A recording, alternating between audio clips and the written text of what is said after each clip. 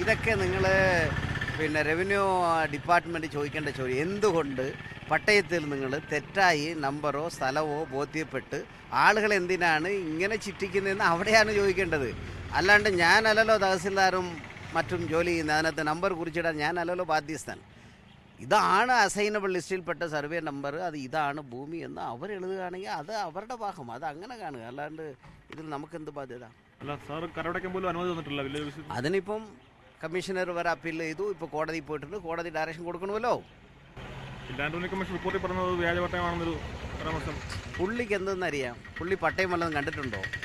പുള്ളി വല്ല പണ്ടാരവാഹ എന്നൊക്കെ ചുമ്മാ കഥ എഴുതുന്നയാളല്ലേ? ക്ലർക്ക് എഴുതി വെക്കുന്ന മേളിൽ ഒപ്പിടുന്നയാളല്ലേ ഈ കമ്മീഷണർ? എന്തറിയാം? സാറിൻ്റെ കയ്യിലുള്ള 8 സെന്റ് സ്ഥലത്തിന് പട്ടയം തന്നെയാണ് സാറിന് കിട്ടിയിരിക്കുന്നത്.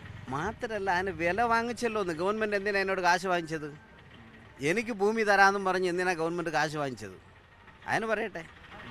ഇപ്പോൾ ഈ താമസിക്കുന്ന സ്ഥലം ലിസ്റ്റ് ജോൺ അവരുടെ സ്ഥലമാണ്, അവരുടെ പട്ടയം ഉള്ളതാണ്. ഞാൻ ഒറ്റയ്ക്കാണ്.